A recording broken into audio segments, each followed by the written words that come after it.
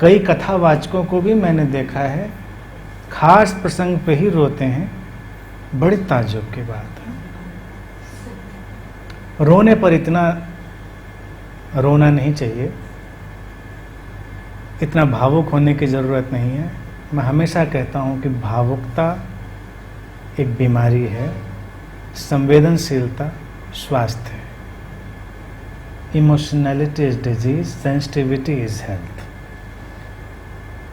केवल रोने से ही कुछ बात नहीं बनती, समझ भी होनी चाहिए।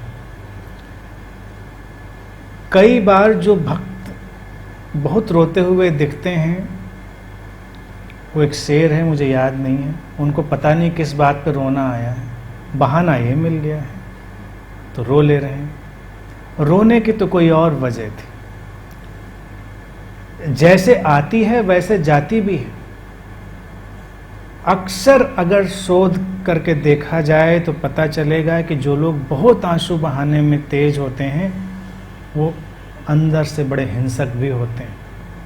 किस क्षण वो आंसू पोंछ कर आक्रामक हो उठेंगे कहा नहीं जा सकता। आंसू अगर केवल व्यक्ति के मन के उलझाव से आ रहे हैं तो उनकी कोई कीमत नहीं है। भक्ति घटती है, भक्ति के प्रयोग नहीं किए जा सकते।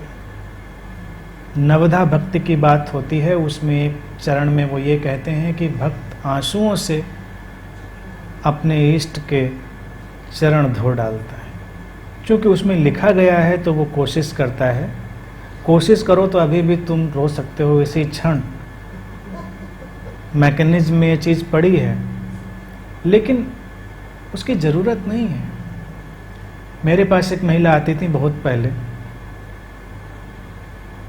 वो मुझको सुनती थी और बस आंसू गिरते रहते थे। जो लोग मुझे सुनते थे वो कहते थे कि कितने भाव से आपको सुनती हैं। मैंने कहा पता नहीं वो मुझे सुनती भी हैं कि नहीं सुनती हैं, कुछ कह नहीं सकते पक्के तौर से। हो सकता है सुनती ही हो सकता है सेंसिटिव ही हो, लेकिन हो सकता है कुछ और भी हो, निष्कर्ष नहीं निकाला जा सकता। और भक्ति, किसी भक्ति स्कूल से वो बिलोंग करती होंगी, मैं समझता हूँ। अक्सर वो बहुत विनम्रता के साथ मुझसे बात करें कि अरे मैं उनको बैठने के लिए कहूँ तो कह अरे नहीं, मैं तो नीचे ही बैठूंगी, मेरी जगह तो आपके चरणों में ही है। एक दिन वो आई, मेरे पास कोई बैठा हुआ था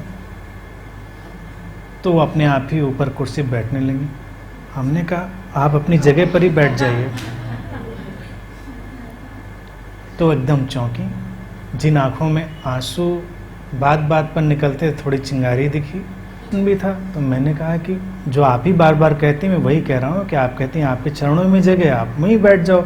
क्या फ़ायदा मैं आपको कुर्सी पे कहूँगा, फिर आप कहेंगे मैं यहाँ बैठूँगी। पहले ही आप यहीं बैठ जाओ क्योंकि आपकी जगह यहीं है। उस दिन से उनके आंसू गायब हो गए और वो भी गायब हो गई।